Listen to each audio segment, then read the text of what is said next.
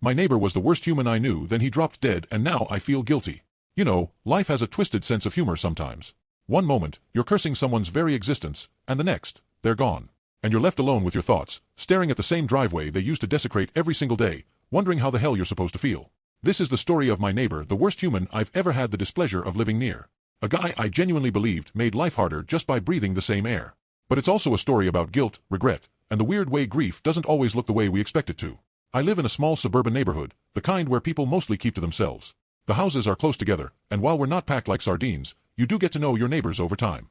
Even if it's just through observations, routines, or the occasional awkward wave as you both bring your trash bins out. Across the street lived him.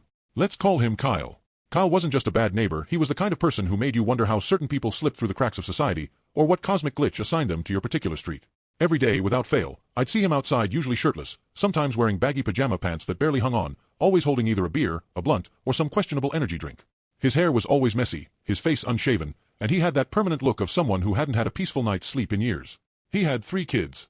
None older than 10. I don't know how many of them were biologically his, or even how many were full siblings.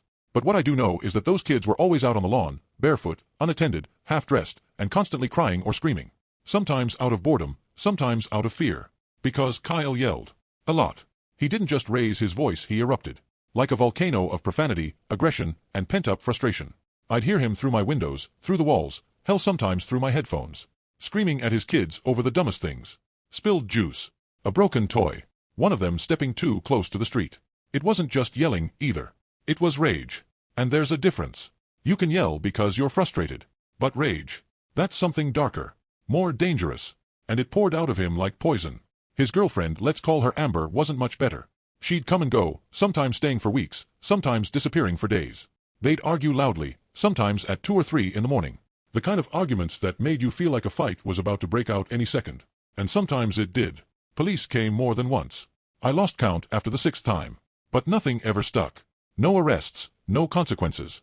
Just yelling, crying kids, and a neighborhood that grew more desensitized every week. You might be wondering, did I ever try to help? Did I ever step in? No. I didn't.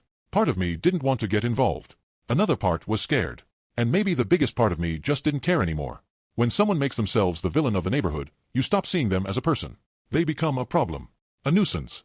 A black cloud on an otherwise decent street. But what really made me hate Kyle, what truly drove me up the wall, was something much more trivial. It was the tire marks. Kyle had this massive truck. Lifted, loud, probably illegal in several states. Every single day, when he'd leave or come home, he'd make this lazy U-turn that always cut across our driveway. Not slightly. Not a little dip. I'm talking full-on, rubber-burning turns that left deep black arcs on our otherwise pristine concrete. I tried everything. I left notes. I talked to the HOA. I even once waited outside and waved him down, but he just laughed, waved back mockingly, and gunned the engine. And so every day, I'd come home and see those tire marks. Like graffiti on my peace of mind. A reminder that he didn't respect anyone, not even the literal ground I lived on. There were days I fantasized about slashing his tires. About calling child services. About moving away and never thinking about him again. But I didn't do any of those things. I just stewed in my own anger. And then, one Thursday afternoon, everything changed. I came home from work a bit earlier than usual. As I pulled into the driveway dodging fresh tire marks, of course I noticed a small group of people gathered across the street. Kyle was lying on his lawn. Not in a passed-out, usual kind of way.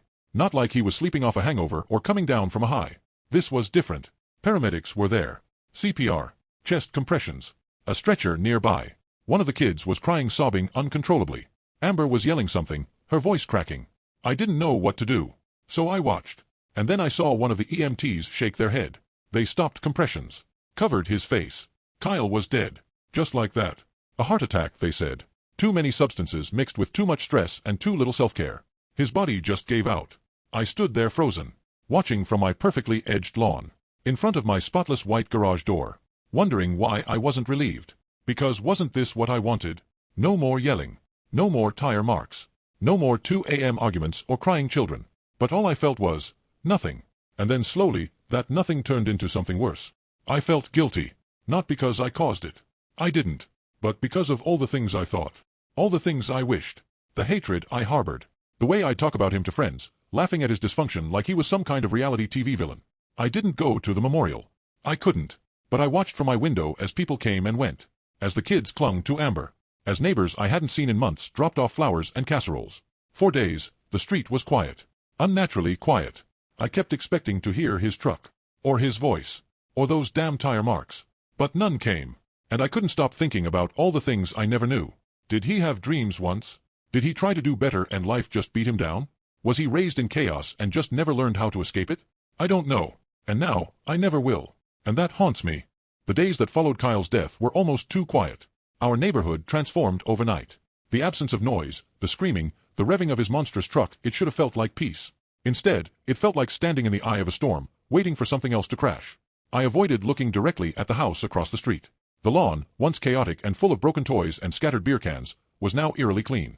The kids weren't outside anymore. Amber hadn't been around either. For the first time in what felt like years, there was stillness. And it was deafening. I spent hours pacing around the house, pretending to clean or work, but my eyes kept drifting to that driveway across the street. I found myself reliving every interaction, every glare I gave him, every snide comment I muttered under my breath, every wish I had made for him to just disappear. Now he had. And it didn't feel like a victory. I started thinking about those kids. What would happen to them? Were they staying with Amber? Did she even have custody? Was child services involved now that Kyle was gone? I didn't know, and it ate away at me. One night, I caught myself doing something strange. I stood at the end of my own driveway and looked across the street. Then, without fully knowing why, I walked over to Kyle's property. The grass was patchy. A few scattered toys still lay on the edge. I crouched down and ran my fingers over one of the tire marks, old, faded, but still there. And I cried. Not loudly. Not dramatically. Just quiet tears that I didn't realize were building up. I didn't cry for Kyle the neighbor. I cried for the human he might have been before the world turned him into what I knew. I cried for the kids, for the broken home, for the chaos that went ignored by everyone including me. I cried because I never once looked at him and wondered what pain he was carrying. In the weeks that followed, I found myself changed. I know it sounds cliché, but it's true. Something in me broke open, and from that crack came questions I had never allowed myself to ask before. What does it mean to be a neighbor? Where does the line lie between minding your business and ignoring suffering? Why do we find it so easy to hate what we don't understand? I started reaching out more. I introduced myself to the new family that moved in 2 doors down. I brought dinner to the single dad on the corner who always seemed exhausted. I helped the elderly woman across the street bring in her groceries. And the strangest thing happened. People responded. They opened up, shared stories, invited me in. I discovered that we all carry baggage.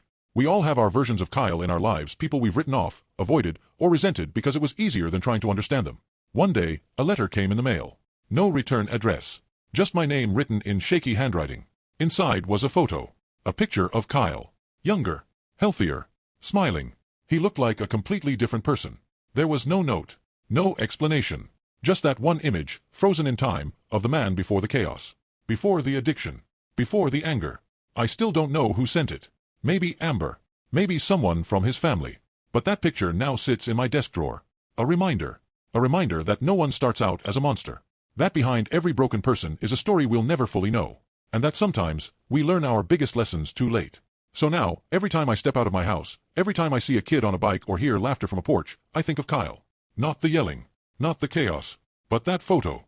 And I really try to be a better neighbor. A better human. One who sees, who cares, and who acts. Because in the end, maybe that's the only apology I can offer.